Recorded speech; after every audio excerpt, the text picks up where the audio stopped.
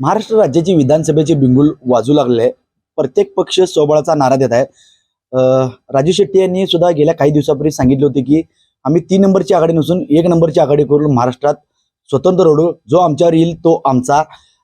आपल्याबरोबर राजू शेट्टी साहेब आहेत. काय सांगाल साहेब, सध्या विधानसभेचे बिंगुल वाजू लागले आहे.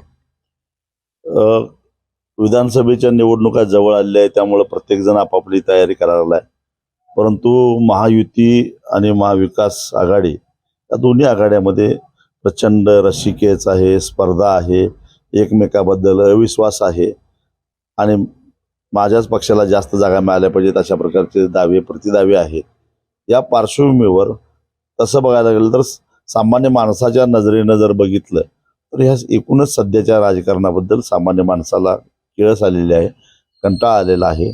सारे ज्वलंत प्रश्न बाजूला पडलेले आहेत जनतेचे. थोडा पाऊस पडला तर पुण्याची अवस्था काय झाली बघता, एकूणच मुंबईची अवस्था काय झाली बघता, रस्त्यांची अवस्था काय झाली, अगदी कोल्हापूर शहरामध्ये सुद्धा, इचलकरंजी शहरामध्ये म्हणा, गुडघ्या एवढे खड्डे पडलेले आहेत, त्यात अपघात व्हायला लागलेले आहेत. ओएसिस फर्टिलिटीच्या तज्ज्ञांनी IVF उपचार पद्धतीद्वारे 1 लाखांहून अधिक जोडप्यांना मातृत्व प्राप्तीचा आनंद दिला आहे. मोफत अपॉइंटमेंट बुक करण्यासाठी आजच संपर्क साधा. याचं कारण का तर दररोज वृत्तपत्रातून बातम्या वाचतो की एवढे कोटी या जिल्ह्याला मिळाले, एवढे कोटी या जिल्ह्याला मिळाले, वर्कआउट निघतं, परत कामं होतात. परंतु इथे इतक्या निकृष्ट दर्जाची कामं आहेत, कारण बदल्यामध्ये पैसा, ठेका देताना पैसा, आणि ह्याच्यामध्ये ह्या सगळ्या टक्केवारीमध्ये जवळपास 40-45% पैसे हे वाटून जायला लागलेले आहेत. आणि त्यामुळं कामाची गुणवत्ता सुद्धा नीट राहत नाही. त्यामुळं आज शहरं तुंबलेली दिसत आहेत, ग्रामीण भागातील रस्त्यावर खड्डे दिसत आहेत, रस्ता करून सुद्धा लगेच खराब होतो. ही सगळी परिस्थिती बघितली तर राजकारण हा एक आता पैसा खाण्याचा धंदा झालेला आहे.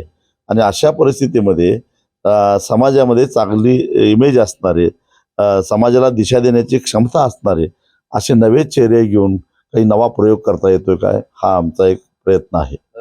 कम्युनिस्ट पक्षाचे जयंत पाटील यांनी असं परवा म्हणलंय की राजू शेट्टी जर आमच्यावर आले तर विधानसभेमध्ये एकत्रपणे लढू. खरं तर या सगळ्याच प्रस्थापित पक्षांनी आणि दोन्ही आघाड्यांनी छोट्या छोट्या पक्षांना किंवा चळवळीची पार्श्वभूमी असणाऱ्या पक्षांना त्यांचं नुकसान करण्याचाच प्रयत्न केलेला आहे. ही व्यथा महादेव जानकरांच्या आहे, स्वर्गीय विनायक मेटेंची तीच व्यथा होती. आठवल्यांचा पक्ष तर शिल्लक ठेवलाच नाही. तीच वंचित मधले अनेक लोक फोडून घेतले जातात. शेका पक्षाच्या जयंत पाटलांना तोच अनुभव आला, मला तोच अनुभव आला. स्वाभिमानी शेतकरी संघटनेचे लोक फोडण्याचा प्रयत्न होतोय. म्हणजे ज्यांना चळवळीची पार्श्वभूमी आहे त्यांना कामच करून द्यायचं नाही, त्यांना निवडून येऊन द्यायचं नाही. कारण ते निवडून सभागृहात आले तर प्रस्थापितांना जाब विचारतात, सर्वसामान्यांचे प्रश्न मांडतात, त्यासाठी संघर्ष करतात. आणि त्यामुळं या सगळ्या चळवळीची पार्श्वभूमी असणाऱ्यांना संपवायचं. मुंबईमध्ये मुंबई पदवीधर मतदारसंघातून, मुंबई शिक्षक मतदारसंघातून कपिल पाटील 2 वेळा सलग 12 वर्षे तिथले आमदार होते. मग त्या ठिकाणी महाविकास आघाडीला वेगळा उमेदवार द्यायची काय गरज होती का? महाविकास आघाडीमध्ये कपिल पाटील असताना. म्हणजे अशा पद्धतीनं यांची वागणूक असल्यामुळं जयंत पाटील म्हणतात बरोबर आहे, पण जयंत पाटलांना अनुभव काय आला? सगळ्यांनी मिळून ठरवून जयंत पाटलांचा पराभव केला. आणि त्यामुळे या सगळ्या पक्षांची एक व्यथा आहे.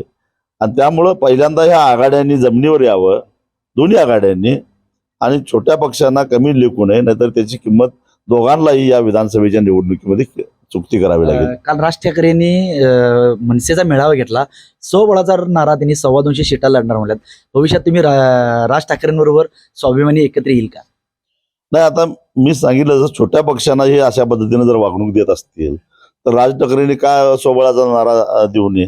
आणि कदाचित आम्ही एकत्र येऊ सुद्धा, काय सांगता येत नाही. राजू शेट्टी आणि राज ठाकरे भविष्यात एकत्र येतील, काय यायला काय हरकत नाही.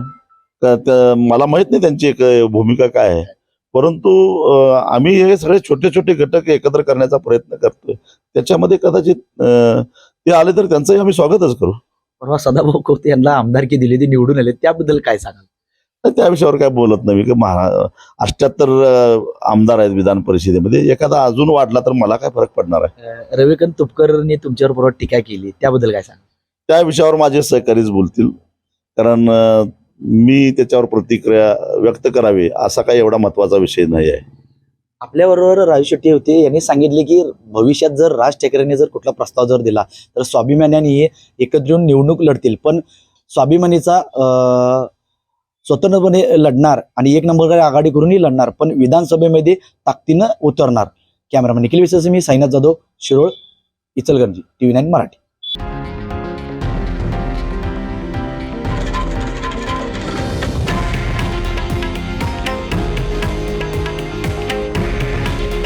हे आहे देशातील नंबर 1 न्यूज नेटवर्क आणि आपण पाहत आहात TV9 मराठी. काळजी तुमची, हित महाराष्ट्राचं.